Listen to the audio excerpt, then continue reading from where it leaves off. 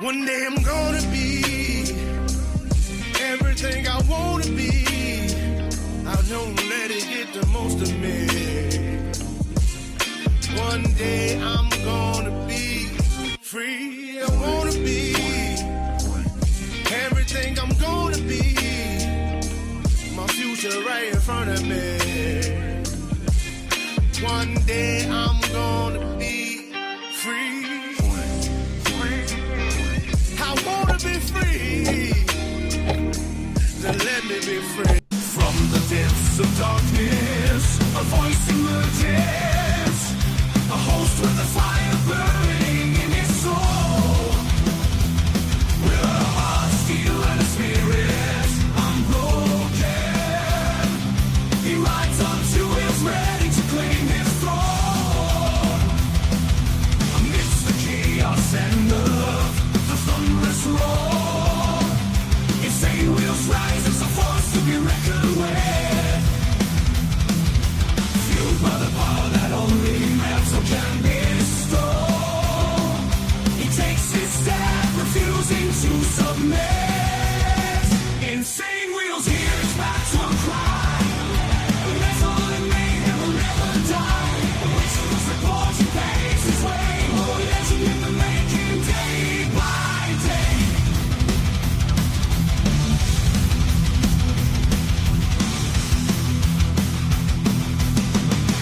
Happy freaking Friday to everybody. TGIF to everyone. Yes, sir. It is October 17th, 2025, and we have a huge lineup for you guys, as we always do, it seems like here every morning. So the way that I have this labeled, because some of this is going to be happening later on today, like 3 p.m., or there's actually the beginning of a lot of this shit is going to be happening at 1 p.m. Eastern, so that by then it'll be 12 my time, and I'll already be off the show by then. But Trump and Zelenskyy are to be meeting at the White House today, and of course I think he's already there at the White House, but when they actually come out and do the press, all that kind of shit will happen later. Then we also have a little bit of update on U.S. pressure on Venezuela, as well as government shutdown day 17, as you guys know. And we're keeping up with all of it, man. And the way that we have this lineup actually this morning, because there was a lot of shit that happened yesterday it's Putin that, you guys need to know. So President Trump threatens to go in and kill Hamas. That happened yesterday. We'll go ahead and elaborate on that when we get to it. Then we have President Trump and Putin to be meeting in Budapest. All right. So that's going to be happening. This was announced yesterday, but I guess they're going to be doing some sort of call that they're going to both meet in Budapest, Hungary, to discuss the end of the war in Ukraine. Then another update, Trump, Putin, and planned Hungary meeting as Zelenskyy visits the White House. Yes, that's what we were just talking about. Killings continue in Gaza after ceasefire. Trump warns Hamas, and that's part of the deal that I was telling you guys about Trump, given that threatens to go in and kill Hamas ordeal. Yeah, that did happen yesterday. And then we're going to get into Trump and Zelenskyy are to be here today at the White House. And then shots fired in Philadelphia, SEPTA Station, 1 wounded. I'm not really sure what that story is. It just came out 2 hours ago, so I haven't even watched it. I don't really have any context about it, but I do have it in the news cycle for you guys. As well as Broadview ICE facility, protesters clash with officers over there in Chicago. And Chicagoland, man, they just keep doing the pushback, man. So real quick, before we get into it, we got Sterling Will becoming not only a new member, by the way, thank you for that. But he's going to continue making this motherfucker rain because he gifted out 5 as well. Not only did he give himself 1, but then he gave out 5, man. I'm very honored by that. Thank you, sir.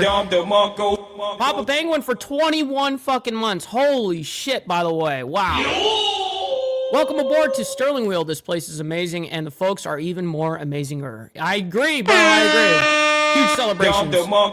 21 fucking months, man. That's legendary. Thank you guys so much. Before we get into it, though, make sure you guys hit that like button. Helps out the show immensely, and it's absolutely free to do so. If you guys are brand new to the show, hit that subscribe button because it's also free. But please consider becoming a member, starting only at $2.99 a month. We're making sure we're not breaking the bank out there with anybody, but check it out. This is what allows us to keep the lights on and allows us to be on the air, man. So I very much appreciate you guys.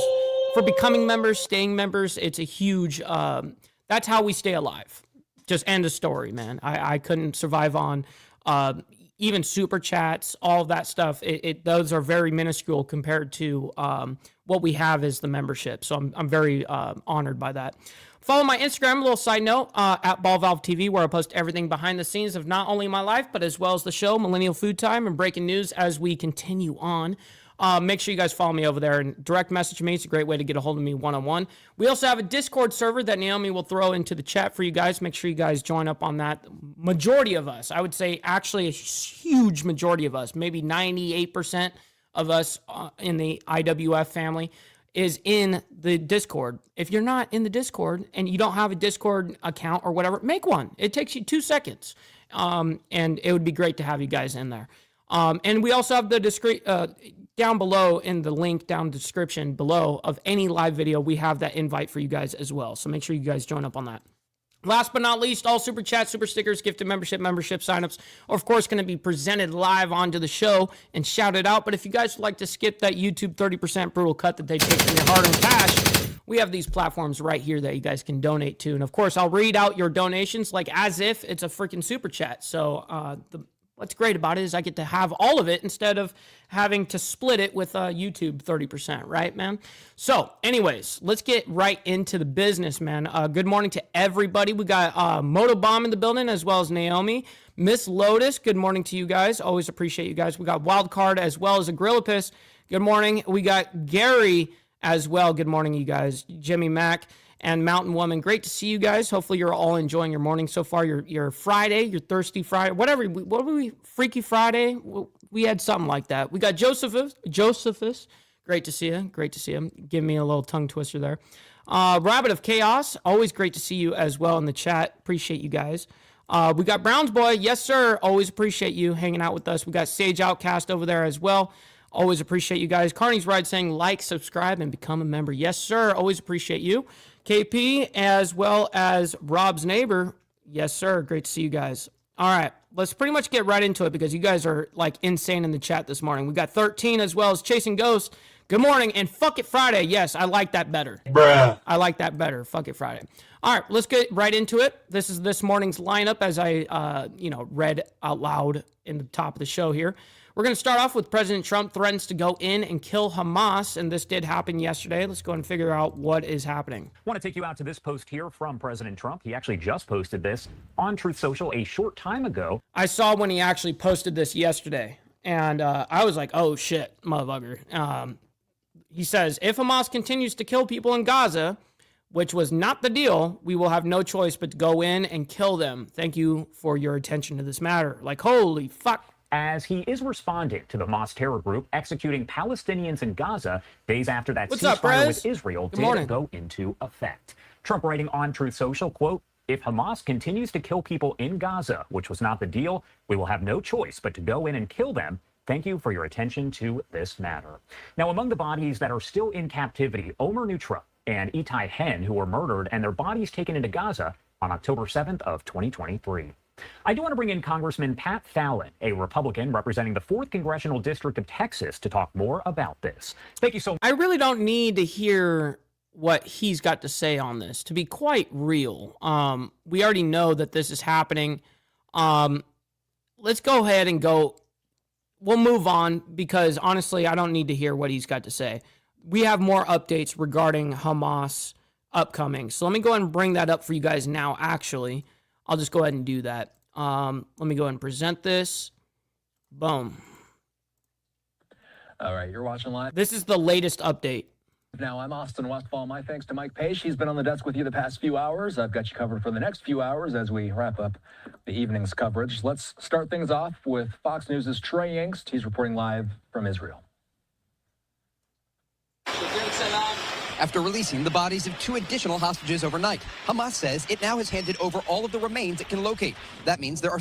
So it found how many dead hostages' bodies did they hand over? I haven't heard the actual total number of dead hostages that were handed over, the remains. We did hear that one of them was, and not even or ever was a hostage, came back as a false testing for the person that was supposedly who it was, but it wasn't. And that wasn't Hamas's first time dealing with this. Still 19 hostage bodies unaccounted for inside Gaza. But President Trump says Hamas... He just said it. He just said 19 bodies are completely, basically untraceable. They can't find them. They can't locate them. So there was 29 dead before this agreement was, in place. And so they're missing 19. How many? The bodies of 2 additional hostages overnight. Hamas says it now has handed over all of the remains it can locate. That means there are still 19 hostage bodies. Okay, so there's still 19 hostage bodies. So that means they were only able to find 10. Accounted for inside Gaza. But President Trump says Hamas is not in violation of the agreement because locating and recovering the bodies of other hostages is going to take some time. It's a gruesome process. I almost hate to talk about it. But they're digging. They're actually digging. There are areas where they're digging and they're finding a lot of bodies. But Israel... Real quick, since you got the money out there right now, we'll just do it real quick. All right, just get the money part done. Give me money. Money me. Money now. Me a money needing a lot now. Perfect. All right, back to this. The officials are pushing back, claiming Hamas is not holding up its end of the agreement, and the next phase of the deal can't move forward yet. We are committed to bringing them all back until the very last one. And funerals are continuing for the deceased hostages whose remains have been returned, with thousands of Israelis gathering to pay their respects. I haven't been able to really understand what I'm feeling. Wild card, it's one thing when you have live hostages that you're feeding, that you're taking care of, essentially, at least making sure they're staying alive to use them as political pawns. You can easily keep track of those people that are alive, but once they're dead, man, they're just stuffed into some random corner of the, Gaza tunnels and shit like that. Like, yeah, bro, good luck fucking finding these guys. On the one hand, great joy. On the other hand, the realization that you won't be returning. Meanwhile, Hamas continues to reassert itself in the Gaza Strip, executing civilians it accuses of working with Israel or challenging the group's authority. Effective governance in Gaza is an essential pillar of recovery and stability. I spoke with a number of Palestinians who say they expect these executions to continue, with Hamas back in control of Gaza. In Tel Aviv, Trey Yingst, Fox News. Fox News. And President Trump earlier today in the Oval Office was asked about Hamas's clashes with some of those rival groups. Let's listen. Make sure you guys hit that like button. You guys don't have to like what's happening around the world over there in Israel and, regards to Gaza, but you guys can like it for me and my takes. Appreciate you guys hitting that like button. Let's get the likes up, man. Real quick. Looking at what's happening, and that wasn't the deal that was made, and we'll see what happens. It's calmed down.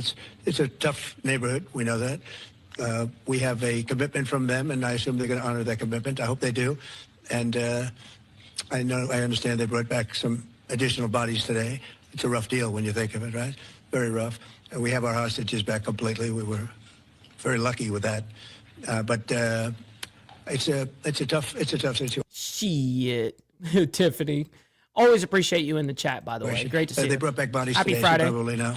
But they also said they're going to behave. We're going to find out if they behave. If they behave good, if they don't behave, we'll take care of it. I'm looking at what's happening. And so I wanted to read a little bit more from what President Trump said earlier in the day. He yes, sir. Appreciate that answer. Not only was talking about the return of the bodies, but he also said that we have no choice but to go in and kill them. That's if the bloodshed continues in Gaza. Very true. President Trump had initially downplayed.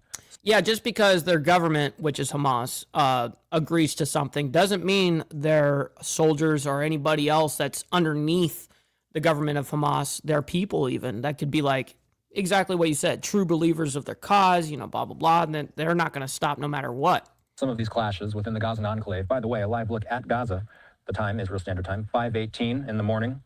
We heard President Trump earlier in the day saying what's up, SNS? Hamas had taken out a couple of gangs that were very bad. We also know that Hamas was recently seen on video publicly executing opponents in Gaza City's main square. Steve Easy, I'll let you know who that's going to be. If it's not going to be someone attacking them directly, that's a different answer. If someone attacks Israel, then they retaliate and go crazy. That'll be a different answer that I would give you. But what I speculate is now that the axis of resistance is extremely, extremely weakened, now here's the part I was thinking, if we weren't going to see anything happen between Hamas, I'm speculating or was speculating that the very next target the Israelis were going to target was Iran again. Okay, go for the motherboard, right? And that's exactly what they were going to do. But I think that now that this whole thing with the United States, Hamas, and all of this, there may be a little bit more strategic play on that. Maybe it'll be pushed out a little bit longer, because I was thinking within 2 months, if there was no ceasefire agreement with Hamas or anything like that, I was expecting Iran to be getting hit by Israel in 2 months. That was what I speculated. Let's get the latest on everything in Gaza with Dr. Alon Burstein. He's here with me.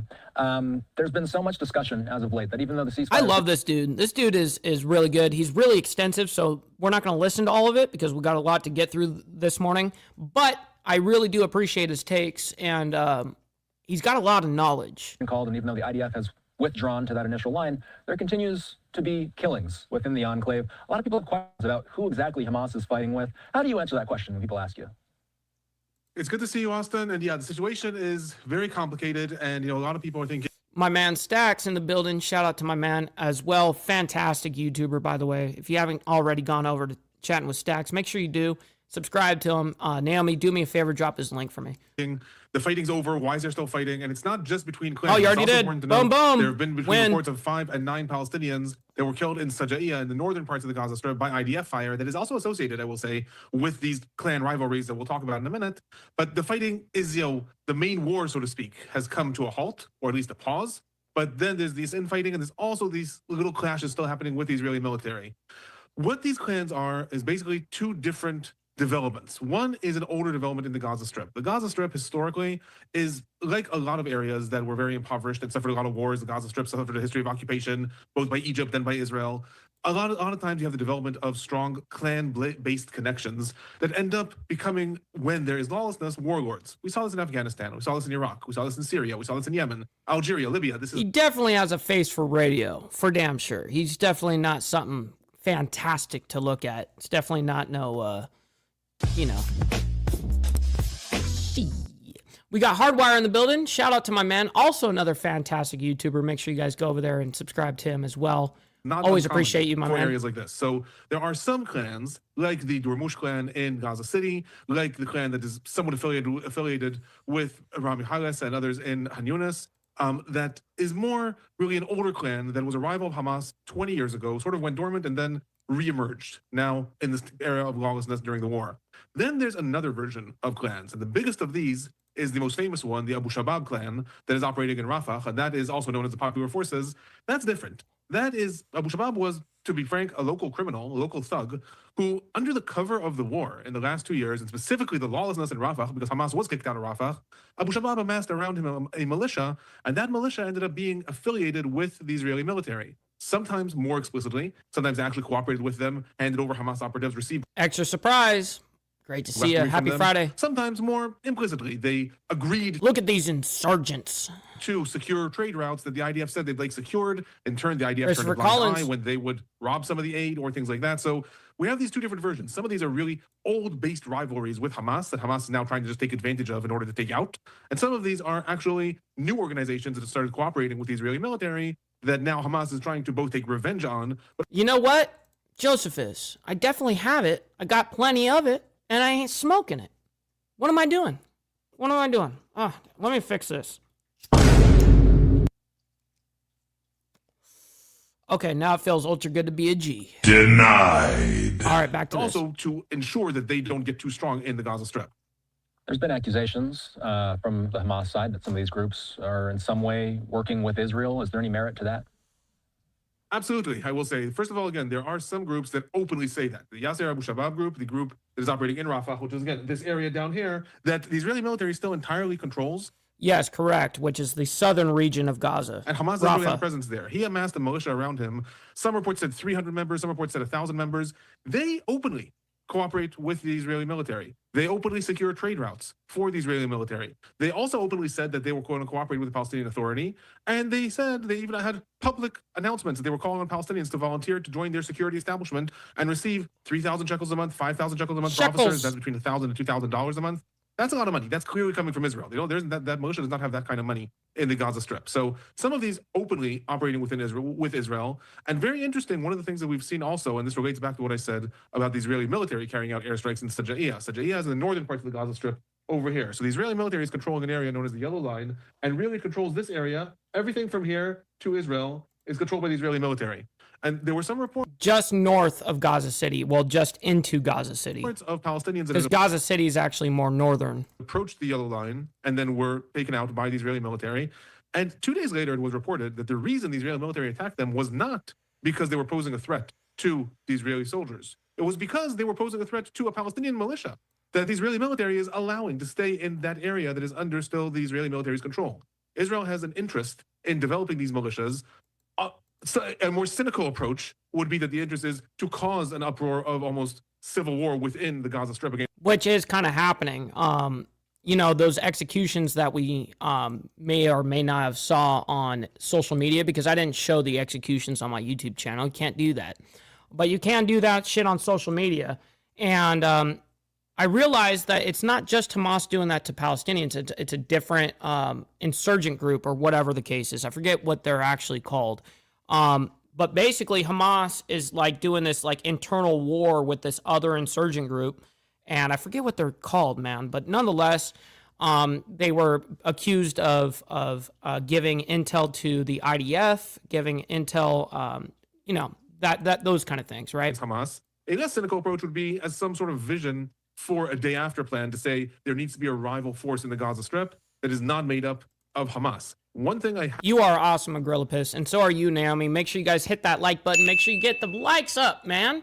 Always appreciate your guys' laborious work. I have to say, and this is just one of the issues, because this is a repeated thing that militaries do. The United States did this in Afghanistan. Different countries did this in Syria. Different countries did this in Libya. There's this assumption that if you just arm these militias and pay them off, they will be on your side. Generally, historically, that is not proven to be accurate. But more than that, within the Gaza Strip, yesterday, there was a report that you cannot get a more damning report than this, that Hamas has taken over 40... Damn, Papa Penguin, that sucks. Hopefully you're already feeling better, but that does suck. 5 pickup trucks and larger trucks that the Israeli military had given to these militias. Within those trucks, according to the report, money, hundreds of guns, ammunition, and also heavy weaponry. That was given by Israel to these militias. Very good point, by the way, Steve Easy. Very good point. And these are kind of the big points that I have always had regarding American politics, right? Is the focus should be mainly here. But ironically, our main focus is international. Doesn't that shit suck? I mean, the reason why this is kind of all being presented overseas on all that shit is because we fucking pay for it. And that part is way more frustrating than any of it. That we pay for this shit. Around the world, we pay for it. One way or another, we're in somebody's fucking pocket. We've made handshake deals with the worst of the worst people in the fucking world, you know? But hey, that's what politics is. This internal shit, no, that's horse and pony show. Fucking outside is where the real politics are. It's crazy. And Hamas has now taken that over as part of its fight with the ongoing militias. So what we're looking at in the Gaza Strip is a spiral right now into some form of chaos. It is possible, this is now speculation on my part, there's no report of this. It is possible that Israel and maybe the United States... Whoa. Humongous Agrillipus coming in with the 5 gifted memberships. Holy fuck. Oh my God. I very much appreciate you, kind sir. Thank you very much for the 5 gifted, not only helping me, but you're helping 5 others in the Breakfast Club, man. I very much appreciate you, kind sir. Thank you for that. Would prefer to see chaos and rival factions rather than Hamas just reasserting control over the entire strip. I don't know that. But what we do know is with those militias, some of them being protected by the Israeli military, and Hamas, meanwhile, regaining its strength and regaining its weaponry, we're heading towards this internal clashes. This is what President Trump said on social media earlier today. If Hamas continues to kill people in Gaza, which was not the deal, we will have no choice but to go in and kill them. Thank you for your attention to this matter, he says. Which we saw this, and this is why we're bringing... That's why we kind of stopped that last video, because we really didn't need to hear from that last fucking dude. So I was like, well, we already have an update on this whole ordeal regards to Gaza and the ceasefire. Why do we need to listen to some old bullshit? Because we got the latest shit right here. We don't have any specifics here. At first, people were wondering if Trump was talking about the U.S. going in and killing, because he says we in the statement here, but then he further clarified, he said that no, there's forces that are much, much closer to Gaza that would carry this type of stuff out. What does this kind of rhetoric mean for the ceasefire? So when he says there's forces that are closer to Gaza, I mean, very clearly he's meaning the Israeli military. And, Trump has used this rhetoric also with regards to the hostages. In that clip that you played before, he said, we got our hostages back. There were no more living hostages with U.S. citizenship. They were all Israeli hostages. Trump has viewed this as part of, I think, his alliance with Israel and as part of his way to, you could say, entice Israel into the deal or force Israel into the deal. But whatever it is, he has used this as looking at it as our war with Hamas. And therefore, when it came to, for example, the peace conference in Sharm el-Sheikh, you don't even need Israel represented. The United States is there representing our side, so to speak, Israel and the United States. I think, first of all, when he says we will go in, I had no doubt that he's not talking about sending U.S. troops. The last thing Trump wants to do, he's inconsistent about a lot of things. One of the things he's very consistent of, he does not want to send U.S. troops into foreign wars. So that's in terms of who is we. But in terms of what this will mean, this message, I'll say at best, is unclear. Because on the one hand, if Hamas continues to kill people in Gaza, which was not the deal, we'll have no choice but to go in and kill them. Well, the deal says that Hamas is supposed to disarm. The deal has nothing to do with who gets killed in Gaza, so to speak. The deal is that Hamas should disarm and should not actually be in control and govern the Gaza Strip. Now, to large extents, you can't have it both ways. You can't say that Hamas needs to disarm and disappear, but also we'd like them to just stop the killing and then somehow that would be okay. Both sides right now are looking, Israel, the United States, and Hamas are accepting sort of this interim situation where Hamas is de facto regaining control in the Gaza Strip in a lot of different ways. It's deployed police officers. It has started to collect taxes. It is starting to, again, enforce its new regime of law and order. Israel's not attacking it. The United States is not attacking it. So it's being accepted. I definitely like this. Steve Easy says, how can you be a loyal citizen and fight for another country? He's talking in particular of dual citizenships, stuff like that we have in our political landscape here in the United States. That's happening, Great but point. We don't want them killing people. That's an unclear statement, because if we're accepting that Hamas is going to regain control on the Gaza Strip, even temporarily, guess what? Hamas runs a violent dictatorship. That's how they've always run. So if that is a violation of the deal unto itself, then the ceasefire has collapsed and we're going back to fighting. If that's not a violation of the deal because it's an interim position and we're hoping that eventually they disarm, then realistically, there's going to be no backlash to that. So seemingly that statement is Trump trying to say, stop it, but I don't actually see any reality in which Trump would say, because Hamas is attacking Palestinians, the Israeli military can now go in and restart the war. That doesn't seem consistent with what he wants. You touched on this earlier. No, yeah, it's definitely not what Trump wants. I think he's just using it as a deterrent when it's kind of like that meme, like, let's negotiate, I'm going to blow shit up. Let's negotiate, I'm going to blow shit up. Well, when you finally go, hey, I'm going to blow shit up, they're going, hey, let's negotiate. So that meme is very true. And I think that a lot of what Trump does is on the basis of a threat, because the threat is better than actually doing it. It's better to give the threat and then concede, and then that you never did said threat, right? So anyways, let's go ahead and move into the next ordeal here. President Trump and Putin to meet in Budapest. We have that update for you guys. Let me see which one is most recent. Okay, this one's most recent, so we're going to go with this one. All right, let me go ahead and bring this up, and then we're going to light up our left-handed tobacco because it's time. And welcome back, everyone, here to Live Now from Fox. I'm your host, Mike Page. Always great to be with you. We want to move now to international news, focusing on the war in Ukraine. Big news that will be coming tomorrow. President Trump will host Ukrainian President Vladimir Zelenskyy at the White House to discuss the ongoing war with Russia. We want to show you a break. So that was yesterday, and it's happening today, just so you guys know. And they're not going to be speaking or getting on camera until somewhere around, I think, 1 or 2 in the afternoon Eastern. So that's today. Down and updates along the way here on this war. So I'm going to give you guys some context of what's happening today. For Fox News is Mike Emanuel with the latest. The aerial attacks continue from both Russia. We can barely hear it, motherfucker.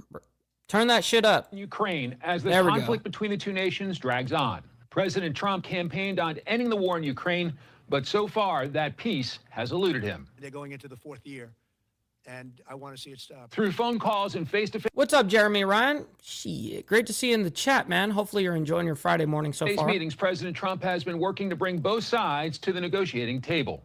Earlier today, the president said he made great progress during a phone call with Russian President Vladimir Putin and added discussions will take place next week between high-level Russian and U.S. officials. I think we're going to have this one done hopefully soon, but I'll be meeting him probably over the next 2 weeks. On Friday, Mr. Trump will talk with Ukrainian President Volodymyr Zelenskyy at the White House. But while Ukraine does want peace, which is today, Zelenskyy is also interested in U.S. Tomahawk missiles, which can strike deep into Russian territory. To make what's up, process, my man. Good morning. Pressure on Putin. We need real air defense, and the second point, to have long distance capabilities. But Moscow is warning there may be consequences if President Trump makes a Tomahawk deal with Ukraine. They're very powerful. They're very accurate. They're very good, but we need them too.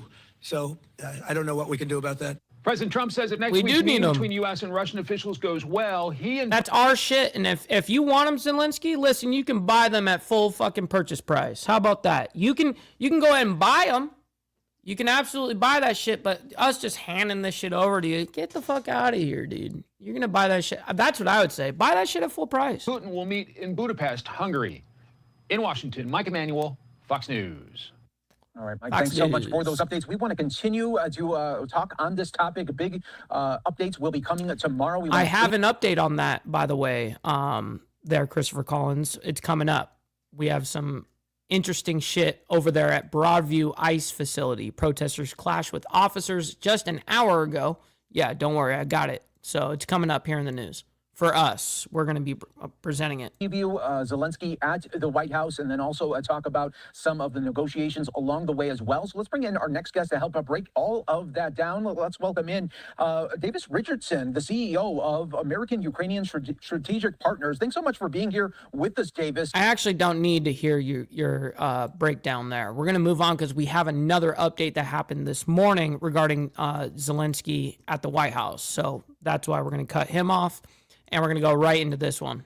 Thanks for being with us here on Live Now from Fox. I'm your host, Christina Evans. We do want to kick off this Friday morning with some of our top headlines that we are going to be following. And as you can see it there on the bottom of your screen, starting off strong with some news about President Trump and what's expected to be on his agenda for today. And so if you weren't aware, there's big news coming there to the White House as President Trump is expected to be meeting with Ukrainian President Volodymyr Zelenskyy. See, when I hear people speak at their normal speeds now, I just sit there and go, fuck, you talk so slow, man.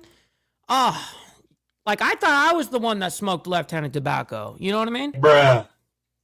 At the White House. And so this has been an anticipated meeting that we've been really building up to all week long. And I want to put this up on your screen just so you're able to see really what we're talking about as it pertains to this conversation that's going to be happening between the Ukrainian president today and President Trump, and yet another tease ahead to another conversation happening with Russian President Vladimir Putin. And so ultimately, we do know that all of this comes after just yesterday, Trump announced on Truth Social that he said he had a meeting with his high-level advisors. They're talking about what is yet to come with President Putin. He says President Putin and I will then meet and agreed upon location, Budapest, Hungary, to see if we can bring this, quote, inglorious war between Russia and Ukraine to an end. President Zelenskyy and I will be meeting tomorrow. That's now today, Friday, in the Oval Office, where we will discuss my conversation. And by the way, just wanted you guys to know that I just looked into my source, where I find all the videos and stuff like that.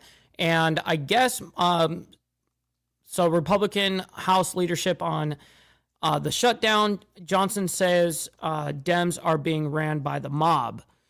Very interesting. Just came out 11 minutes ago. We're going to be watching that after we get through our morning here. With President Putin and much more. I believe great progress was made with today's telephone conversation. And so while President Trump said that the pair did have a lengthy conversation talking about Putin on U.S.-Russia trade, he did not include any mention of the U.S. arming Ukraine with top-level defenses. This includes something called a Tomahawk missile, which is a major reason that Zelenskyy is coming to Washington, D.C., and the issue allegedly... The reason why he looks like that is because he is that. He's like shorter than me. And I'm short. I'm a short king. Listen, I'm 5'7", right? I don't sit there and lie. But yeah, no, he's small. You should see him when he's standing next to Trump. It's hilarious, actually. It's like Robin Big. Trump's call with Putin to begin with.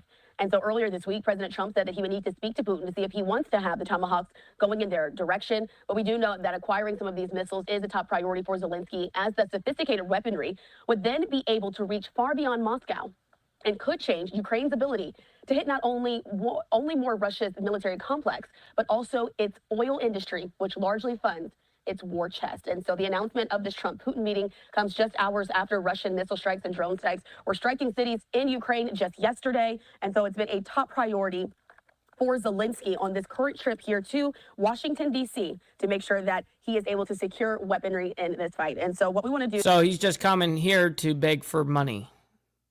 Or, well, not really. Basically, what it boils down to is money. But yes, he's coming to ask for tomahawks. He wants tomahawks. That's what he wants, to go home and secure some sort of deal with some tomahawks. Well, listen, motherfucker, you can pay for that shit. You know what I mean? Oh, shit! Now, let's put this up on your screen to give you a response to how Zelenskyy has been since talking on his X account. He says, quote, "Nothing has changed for Russia. It is still terrorizing life in Ukraine. A swarm of drones struck a city there, hitting civilian infrastructure. There were dozens more attack drones in our skies. Missiles were also spotted. In fact, not a single night in recent weeks has passed without Russian strikes on Ukraine. Most of the targets are infrastructure, a systematic campaign of terror against our energy sector. Russia is trying to leave this part of Europe an island of peril and torment for human life. It's crucial to not let this happen. Russia will be forced to stop the war once it is no longer able to continue it. And Russia's true readiness for peace lies not only in words, Putin has never been short of those, but in actual ceasing the strikes and killings. That's precisely where he has been. Yeah, Mountain Woman, I can't stand Zelenskyy. I can't fucking stand him. This dude, he sucks. Everyone sucks, bro. Like, how about this? Fuck Putin and fuck Zelenskyy. How about that? They're both dickheads. But Zelenskyy, he bothers me way more than fucking Putin does. This motherfucker is just he's a sucker, bro. Problem. Therefore, every air defense system for Ukraine matters. It saves lives. Every decision that can strengthen us brings an end of the war closer. And so wanted to make sure we got that statement out there from Volodymyr Zelenskyy on his X account. And once again, he's already in the United States meeting with several other business leaders as well. He put this up on his account in the last few hours, saying, "I met with executives of American energy companies. The challenge is clear. Ukraine needs more strength, and we can achieve this together. We discussed the urgent needs of the moment, very concrete measures to support our energy system, as well as long-term cooperation. There are specific projects that could create more opportunities for both countries. Thank you." And so that's how we signed off on this measure. So once again, what we're really paying attention to today will be that meeting that's happening there in the Oval Office between President Trump and Volodymyr Zelenskyy, with Zelenskyy already being here on United States soil. We will see how this shapes up. So he is here already, yes. All right, so I wish they actually gave out the timeline on here, but they didn't. I saw the timeline on the live stream of Live Now from Fox this morning, and it's sometime like at 1 or 2 in the afternoon Eastern. So unfortunately, I won't be able to cover it. But we are going to go into another ordeal here before we get into that Broadway or Broadview ICE facility over there in Chicago. We're going to bring up shots fired in Philadelphia, SEPTA Station 1 wounded, and I have no context to this story, by the way. This is news to me, so we're going to find this out together. And this is a very quick breaking segment. We'll come back in there in just a minute. But again, breaking news that is now coming into our newsroom. I want to put this up on your screen. This is an announcement that we have there from our partners there at Fox 29 in Philadelphia, saying that there has been a shooting at the SEPTA station at Philadelphia City Hall. And so there you can see it there. This is from Steve Keeley there with Fox 29. Putting this up on your screen as well. This is a live vantage point that we have there in Philadelphia. And so according to some of our partners there, investigators say that a man was shot during an argument on the SEPTA platform underneath Philadelphia City Hall earlier this morning. And so we're continuing to watch and see how this is currently unfolding as well there out of Philadelphia. But officers from the Philadelphia Police Department responded to City Hall around 7:30 a.m. for those reports of that shooting. Damn, so, I mean, it really just happened. Investigators say that they found a man was shot with a gunshot wound to the side and rushed to a nearby hospital. His condition is currently unknown at the time. Police believe the shooting happened during an argument between the two men on the southbound platform. And so sounds about fucking Philly. The suspected shooter, who police described as a known doer, did flee before those officers arrived. Thankfully, though, we did get an update there from some of those officials in Philadelphia. Want to make sure that we play that out for you here on Live Now from Fox. Make sure you guys hit that like button like a Gorilla Piss says. I very much appreciate that. So at 7:31, we got a call for shooting. Police officers arrived on location here to set the platform. Why is it echoing? What? Come on, you guys over there. Shit. You guys get funded all this money and shit. You guys can't get your audio right. That was a Broad Street line. One male was shot in the right side of his torso. He was moved and taken to the area hospital, but he's in critical condition. The alleged shooter is supposed to be a known doer with a flash of a blue shirt, blue jeans, and blue jacket with a hood. It says right here, man shot during argument at Philadelphia's City Hall SEPTA station. Then second point, alleged shooter fled before officers arrived, and no other injuries were reported. I was told blue scrubs, but that's not true. What I just looked at, it looked like blue scrubs, but it was blue jeans and definitely blue shirt. And where was he last seen? Somewhere on the Broad Street line southbound. And what's the latest condition you have on the victim? Critical. So the victim is critical condition. And as you can see, just a quick update that we were able to get there's blood right there. Yep, look at the blood right there, gushing out right there. Just sitting there, those yeah. Officers on the scene there, also showing you some video footage as they're courtesy of some of our partners at Fox 29. So that's the SEPTA station. Scary moments as that shooting happened there with the officers from the Philadelphia Police Department responding to that City Hall station around 7:30 a.m. this morning. Investigators say that that man was shot during an argument that happened on the platform. The man, though, the suspect, who police described as a known doer, did flee before those officers arrived. We were able to... Well, good luck finding that motherfucker. I mean, listen... What I will say is you can't do shit in public, especially in the cities, and not be recorded somehow. There's always some sort of camera, CCTV. There's some sort of security camera. There's always something that's going to catch you, man. So I don't recommend doing any of this bullshit, obviously. So we're going to go into now Broadview ICE facility. Protesters clash with officers. So I do want to say this before we start. Tomorrow morning, Steve Easy actually gave me the motivation, I guess, behind it, is we're going to be doing for members only, which is what we do every Saturday morning, 10 a.m. for you guys in the membership. We're going to be going over some of the craziest protest clips that we can ever, some liberal protest clips that, just some of the craziest whack jobs out there. We're going to make sure we get some of the greatest and maybe even funniest moments. But yeah, it's going to be a great ass time for sure. All right, to this.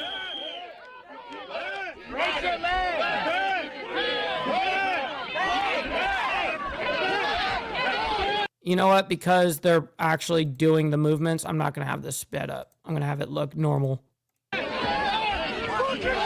Until we hear someone speaking. What's up, Jason? What's up, Jay? Shit. Oh, breakout. Breakout.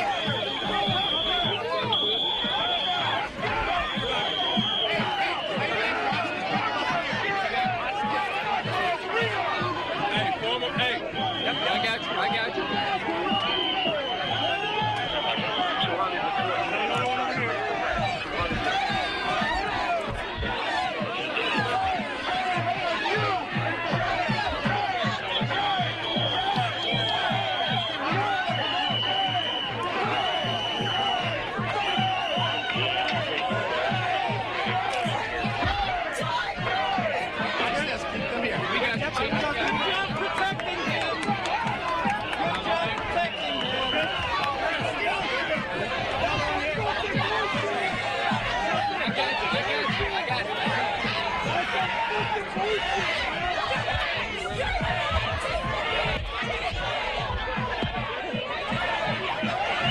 Absolutely. We'll see you on the flip side, Naomi. Always appreciate you. And thank you for your hard work in the chat. Always appreciate that, by the way.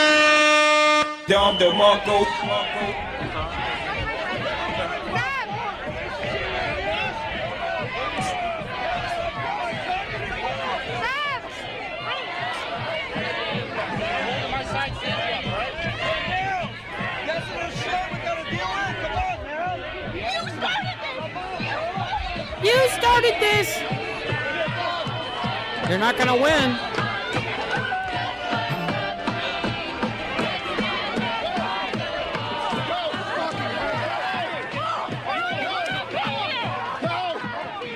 It's fucking chaos, bro. Oh, shit! This is chaos. This is America. This is America right here. The fascist arm of America. You guys are idiots. Fucking liberal cucks. Protesters. Look at the glee in their eyes. Look at the smile. Look at the way. Watch him love hurting me. He wants to hurt me. He wants to crush my voice. He wants to hurt me. Film him, Officer Hinojosa. He wants to hurt me. Keep it moving.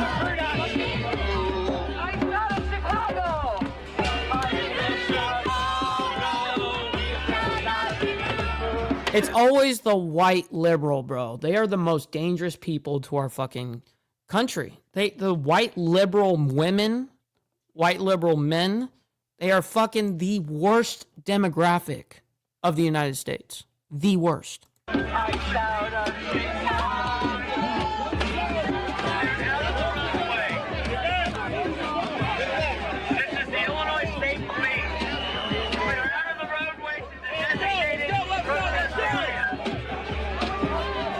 All right, we wanted to play out this just taking place a few moments ago outside of Broadview, Illinois, as protesters gathered Here, I'll play it for you guys. Why are you gay? You are gay. there this morning outside of that ICE facility, continuing a series of weekly demonstrations that, as you can see, have sometimes resulted in a bit of violence. And so just a few moments ago, we got the video into our newsroom as those officers and the protesters clashed, some of them going down to the ground, seeing them being taken into handcuffs or zip ties to be able to restrain them on the ground. But the pushing that started this all off, the clashes continuing back and forth with conversations happening, officers there shouting instructions of what they would like to see, these protesters going back and forth, making sure that their voices are heard as well. And so these protests, of course, follow a federal judge's order earlier this week requiring the Damn, Dwayne. What's up, homie? Hopefully you're enjoying your morning as well. Great to see you. Removal of a fence. All right, so we're going to move into now the government shutdown, day 17.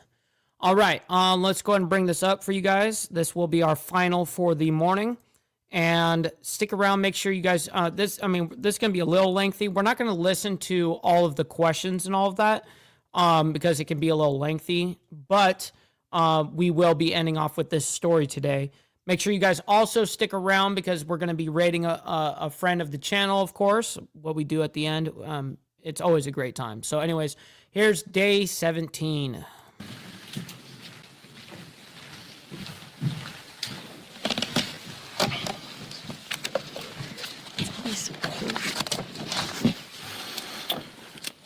Well, good morning. Welcome to day 17 of the Democrat shutdown.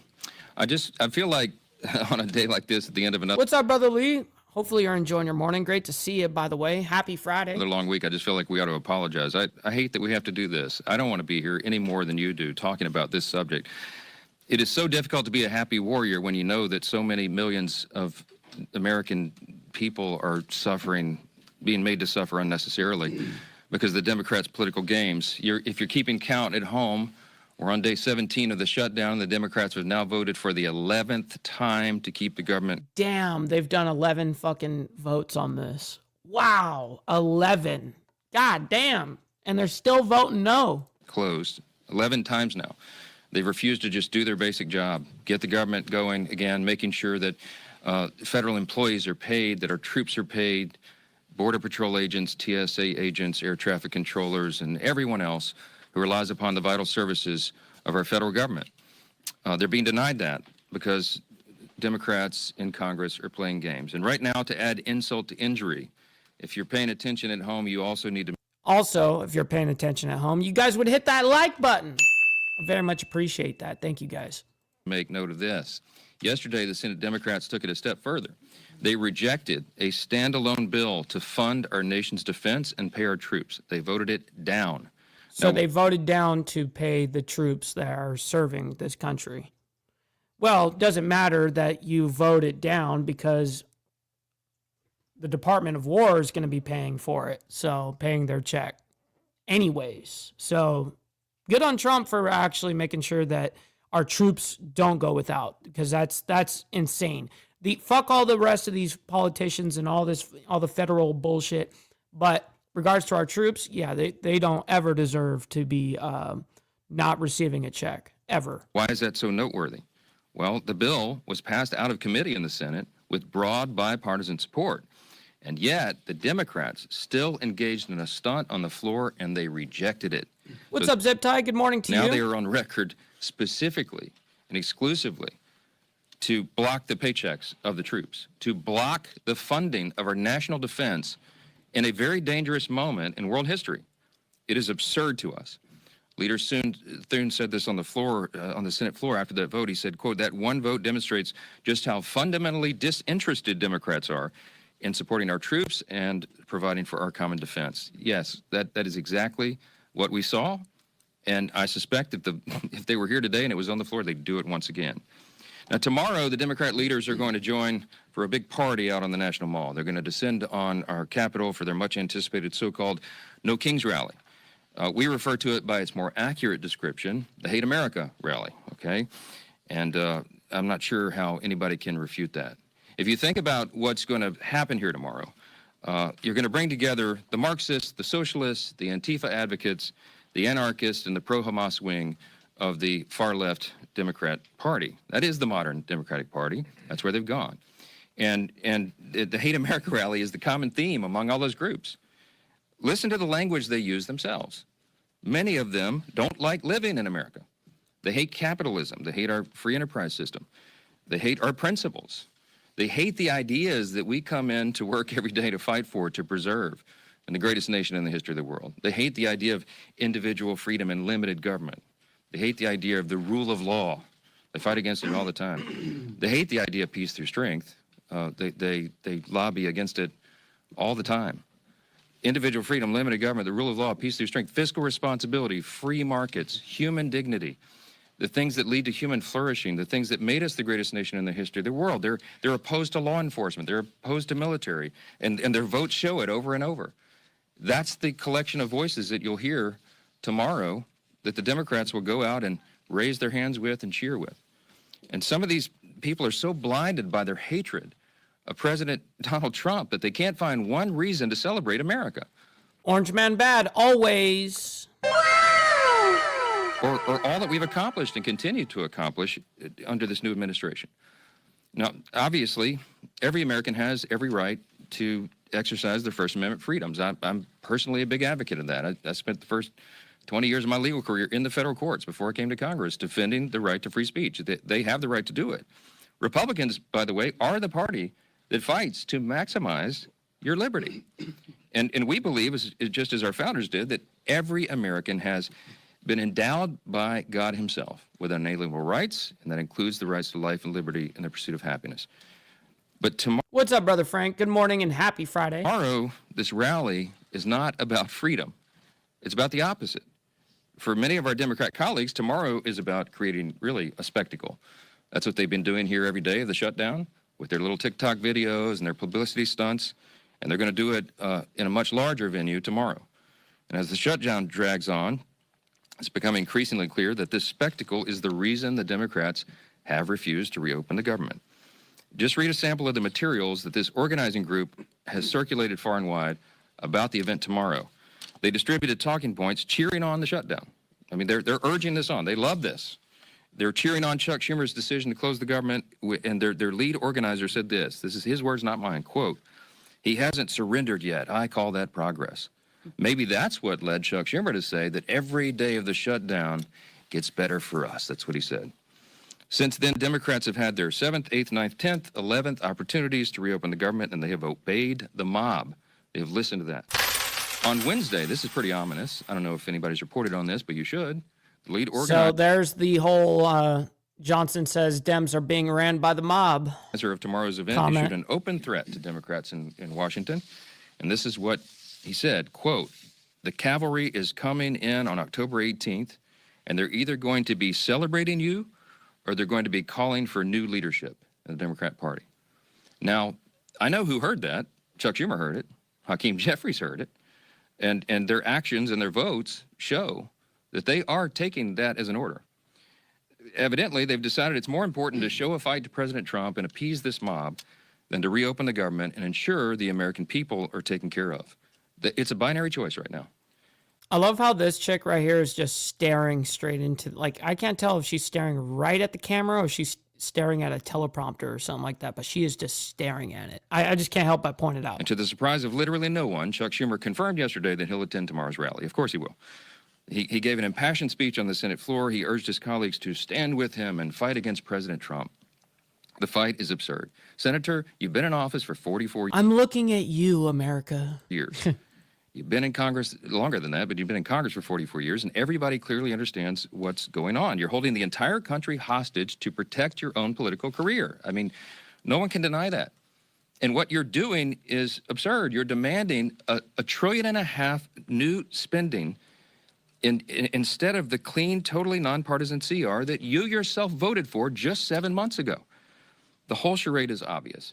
And I also want to point out the irony that is equally clear, okay? As much as we disagree with Schumer and the Senate Democrats and all that's going to happen tomorrow, no one, not a single person is going to be standing in their way of their right to exercise, assemble, and protest peacefully. That alone is a profound testament to the strength of our republic. And it says up here, right, of course, but Senate adjourned until Monday, of course. So here's the timeline, at least the very first timeline regarding Zelenskyy. He is here on our soil, in U.S. soil, but Zelenskyy will be showing up at the White House at 1 p.m. Eastern. And then I believe 1:15 is when they do that small press, whatever. Then they go and have a conversation, and they come back like an hour and a half later or whatever, and they do some big conference. Beauty of America. But that'll be all today. Okay. They are decrying the country that allows them to engage in this activity. And the last time I checked, Americans have more freedom right now to express themselves and speak their minds after Republicans took over and ended the years of having millions of Americans' voices systematically silenced during the COVID pandemic years and the left's cancel culture. It is the Republicans that restored your right to share and speak your mind. And that's the first and most obvious irony of the Hate America rally. The second and even more absurd fact is that all the Democrats who are so angry that they don't control the government are the same people who have decided to shut it down and hand the keys to President Trump. That's the great irony. Chuck Schumer said it himself. I brought just 2 lines out of his New York Times op-ed that he wrote and published March 18th of this year. And he pointed out there, in a shutdown, this is his words, the Trump administration would have wide-ranging authority. He said there's no check on their determinations on what is essential and what is not.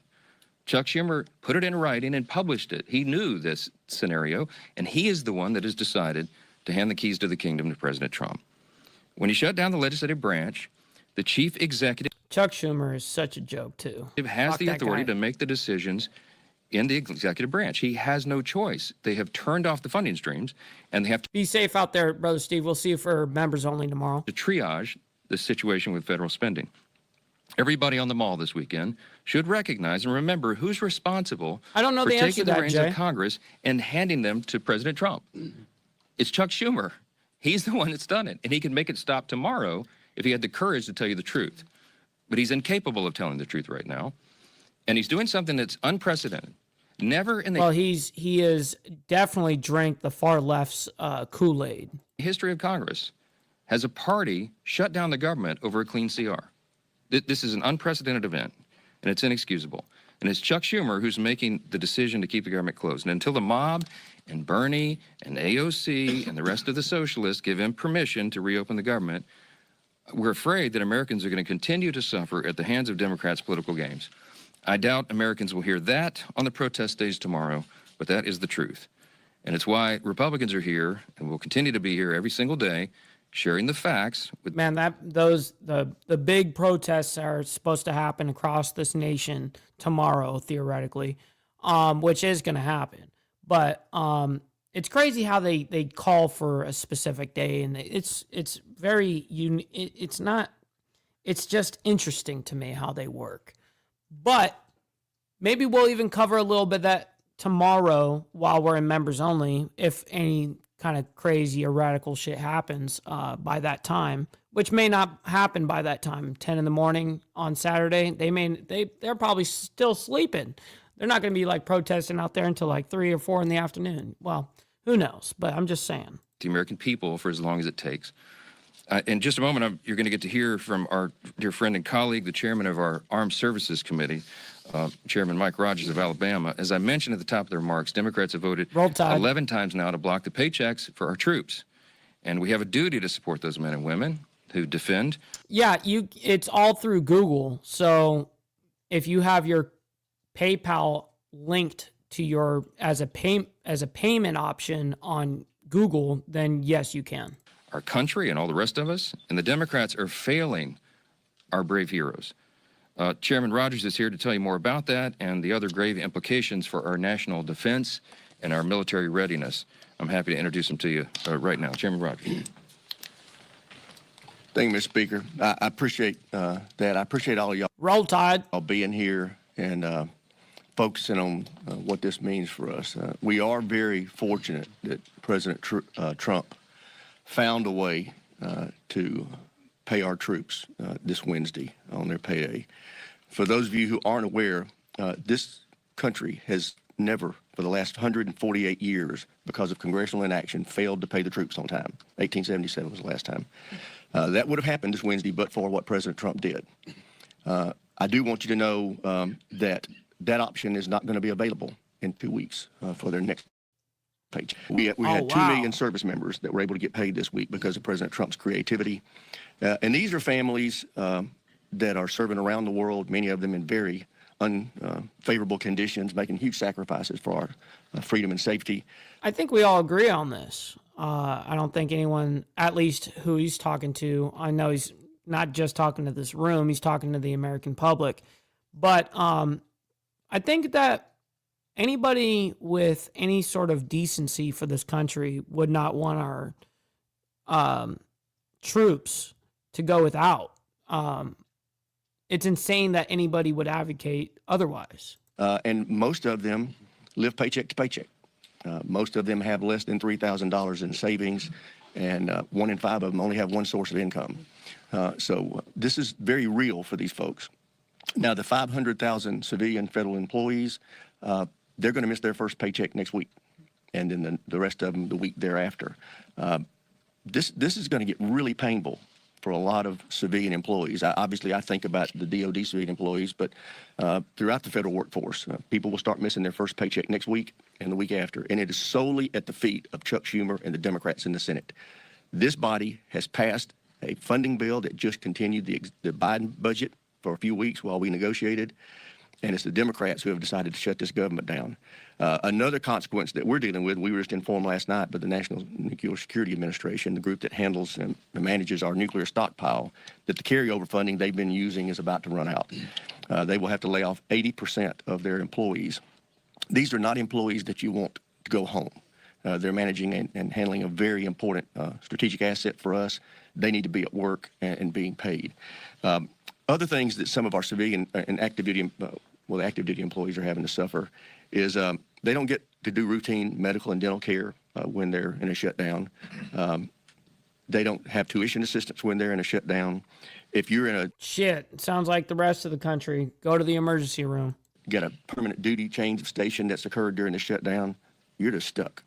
Your apartment may already be closed. You may be your furniture on a truck going somewhere, and you're just stuck in limbo. All these things are real life problems for people that are being imposed on them by the Democrats. Russia, China, Iran, North Korea, their governments are not shut down. These are the members of the axis of evil that we're having to deal with. And we need our Defense Department operating on all cylinders. Y'all know we've recently passed the reconciliation bill. We're in the middle of contract negotiations for nuclear submarines, for destroyers, for aircraft carriers. All that had to stop because of this. We have personnel that are supposed to be analyzing our intelligence gathering. They're gone home. They've gone home. They can't do their jobs. This has very real national security implications that Chuck Schumer has imposed on this country, and it needs to end. It needs to end, especially now before people start missing paychecks. And with that, I'll yield to the leadership. Thank you, Chairman Rogers. Well, Chairman Rogers just laid out some of the dire consequences that are happening today because Chuck Schumer decided to shut down the government. And a lot of people ask, what's the off-ramp? And especially they ask, what changed in Chuck Schumer from just a few months ago, back in March when Chuck Schumer voted for these very same funding levels? Chuck Schumer himself voted for these funding levels in March, and today he's shutting the entire government down, jeopardizing America's national security over those same levels. And so what changed? And I think you don't need to look any further than what you saw on the stage in New York last night. A debate between the leading candidates for mayor of New York to see how far Chuck Schumer's party has moved to the socialist left. When you see Mondami, who's the leading candidate. Well, like I said, Schumer has definitely 1,000% drank the Kool-Aid here, man, of the radical left, which is a damn shame. Listen, ladies and gentlemen, this is where we're going to go ahead and close it. We are at our time. We're past an hour. With that being said, I'll yield my time. Much love, honor, respect to everybody. Make sure you guys stick around for the raid. We're going to be sending you guys off to our brother Sick Bastards. Stick around for that. Make sure you guys hit the like button on the way out and let them know we're coming through with the raid, man. All right. With that being said, much love, respect, honor, all that. And God bless everyone. We'll see you guys very soon. From the depths of darkness, a voice emerges, a host with a fire burning in his soul. With a heart steel and a spirit unbroken, he rides on two wheels ready to claim his throne. Amidst the chaos and the thunderous roar, insane wheels rise as a force to be reckoned with. Yo, thank you, Sterling.